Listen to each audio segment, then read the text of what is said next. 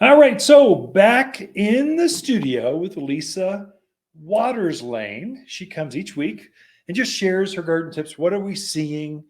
What are people planting? What are they gardening? What's being delivered? And what's going on in the garden community or in your own personal garden? So welcome back, Lisa. Thank you. So what are going through your personal gardens?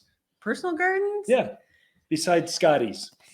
Scottish Terriers. Yeah, I was looking at our backyard going, ooh. It's getting overgrown and just being beat up by the hail. Got us. The wind just. I had to set up a couple trees and tie them back up because they blew out. Literally, a wind shear hit the back of the house, ripped off a door. It was nasty. So anyway. But yeah, it's with all that wonderful monsoon we had, things just took off and. Yeah, we got some trimming to do back there. Yeah, I was coming out in a hurry. I'm going, I'm tired. I'm going to go on vacation. True. I'd rather do that than trim. So when I get back. Our tomatoes are like, I'm just. They're still producing though. They are. Right, another bushel for the crew. I know, but the plants are like, But still got tomatoes on them. So. They're only good for a few more days, and eventually we're going to get that frost. You can only cover them and protect them so long, but by middle of November. There's nothing you can do. Over. It's over. They're a tropical plant. Oh, definitely. Yeah. So, but it is a wonderful time of year to be planting evergreens. Okay. Yeah. And we've gotten some really cool new evergreens in trees. Okay. So one of them we got in, and these are beautiful. Usually Mugo pines. I'm like, Mugo pine. We got some really gorgeous, nicely grown out Mugo pines in. And wonderful time to plant those. So even though they say they're dwarf mugo, those can get fairly tall. With decades, they can go as tall as you and I. But generally, the average length of time a homeowner is in their house. It's a pine tree with an inch long needle, nice dense foliage. Mounding up to knee to hip high. That's usually where they're going to go at. Yeah. Even the dwarf ones, it's about big. But if you just let them go and never prune them and always let them, yes, they can get bigger. Yeah. Most folks will keep them down to that knee to hip high kind of level. But a pine, they're related to ponderosa pinion pines. Right. So they're going to naturalize. Once they get up to size, they can go on their own. They're just great. They hold a hillside together. They kind of they go well with manzanitas and some of your cotoneasters or companions. Landscaping. Yeah, it's a great plant. So we got some really pretty ones and very nice looking. We also got another. People are always looking for a smaller evergreen. Yeah. And it's hard because most of them want to get big.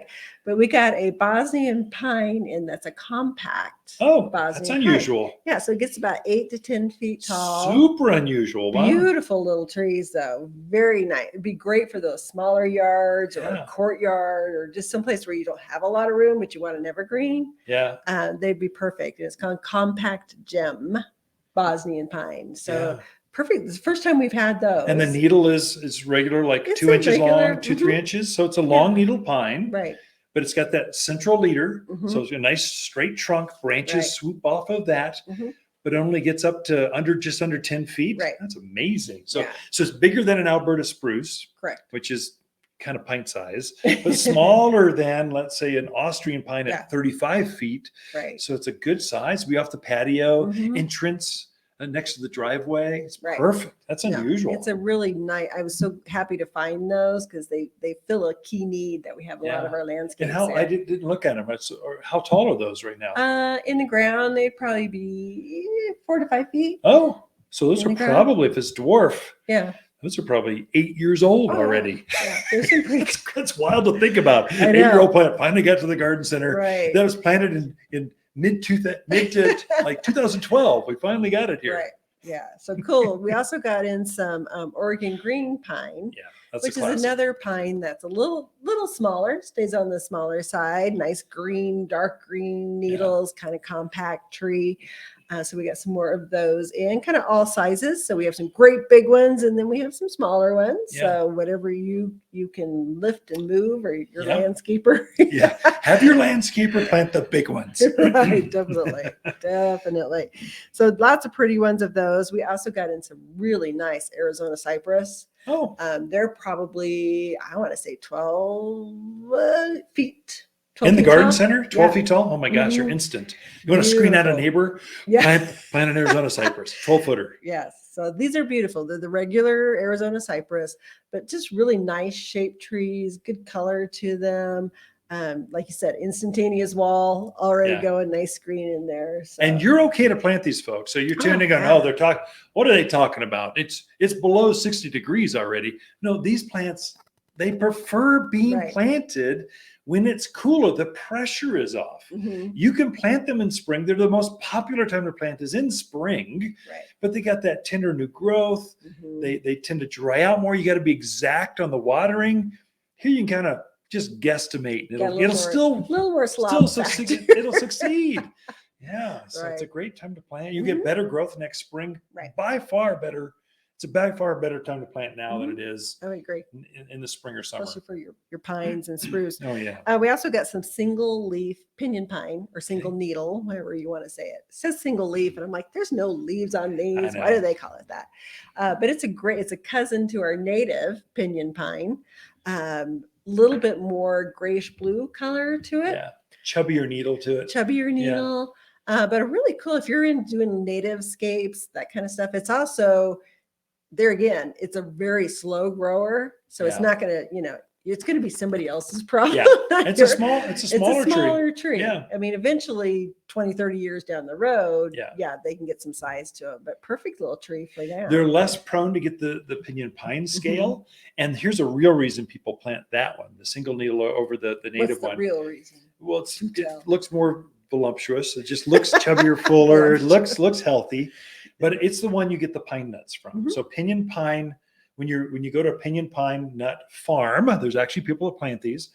They're using that particular tree because it's hardier. It produces nuts much younger out of its pine trees, whereas the native ones, they got to be 20 years old before they actually put a nut on, and then they're smaller nuts. They're not as nice.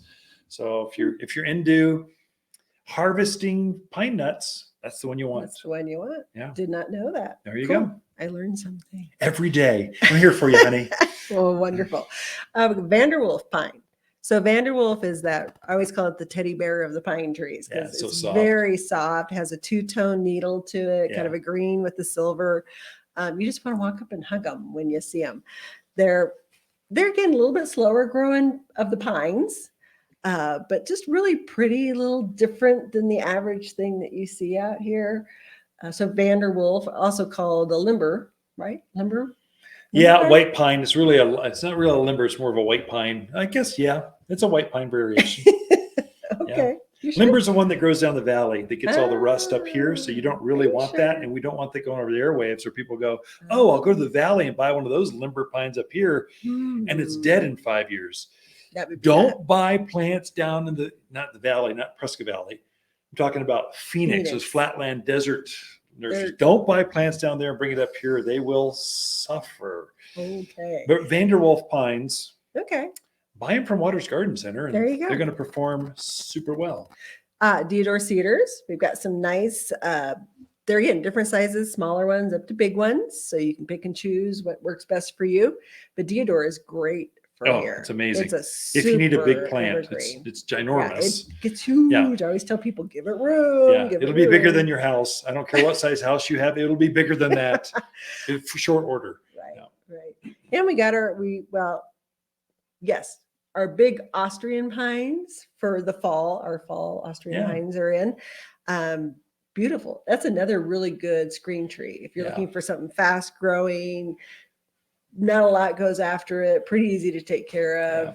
It's related to our ponderosa pines. It's got, it's going to be a long needle, but I think it's better than ponderosa because it holds its foliage right down to the ground. Yeah. Whereas a ponderosa, really, you're just planting a trunk. That's all you're going to get in the yard. The pines, the foliage is up there somewhere, but Austrians, Oregon greens, they hold their foliage right down the ground. They're much more, they're prettier. Yeah, they're attractive, easier to maintain. They look better in the landscape. By far a better choice.